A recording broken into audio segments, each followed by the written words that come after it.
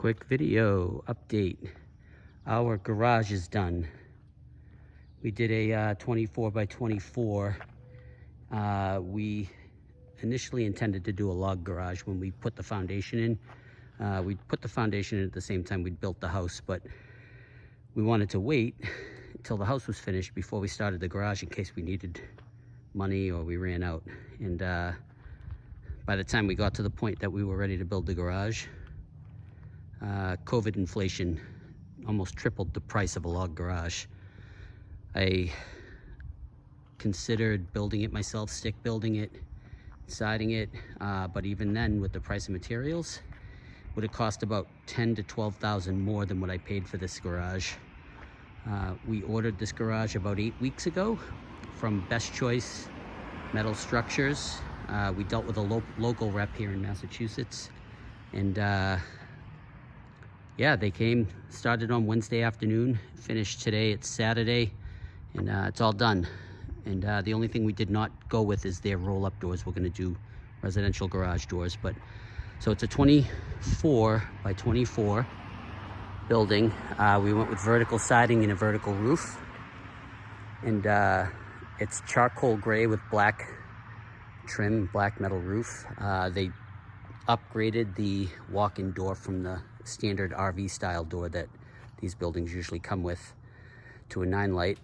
And let me walk around the back. The guys that did there were 3 guys here, and they did a fantastic job. They were very polite, very neat, very meticulous. When they started putting this back wall on, they had it all up, and the guy didn't like the way it came out. He took it all down and redid it again. So he was very meticulous. And we also did a lean-to. That lean-to is 9 feet from the side, so we've got another covered parking spot, basically. And I must say, I'm not at all disappointed with my decision to go with a metal roof. I think it ties in good with the log home, mainly because we have a metal roof on the house, so it ties in nicely. And yeah, I'm not disappointed at all.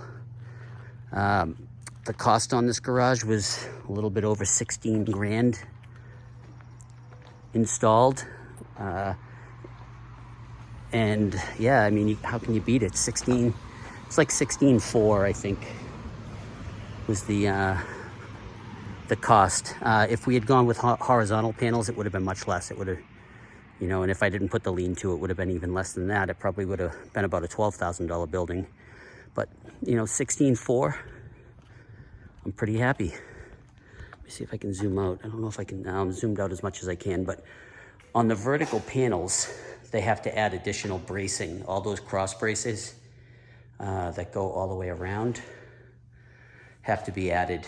Same thing with the ceiling when they do the vertical panels, rather. They have to add the additional bracing, and I'm a fan of that because the structure is really strong now.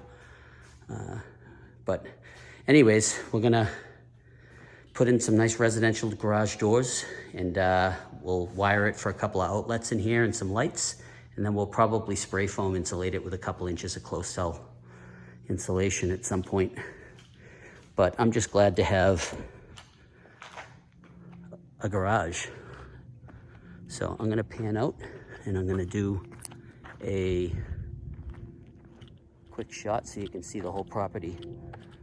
The grass is newly installed. We did that, I don't know, we did that a couple months ago, like back in late April, early May. We bought a tractor and we spread 140 yards of topsoil and hydro-seeded. It's a little overgrown, we need to cut it, but here's a view. And anyways, the metal building, again, it was Best Choice Metal Structures. They did a really good job. Highly recommend them. Very happy with the result. And if you have any questions, just leave them in the comments, and I'll be happy to answer them. And I hope this helps anybody who might be considering a building like this. Thanks for watching.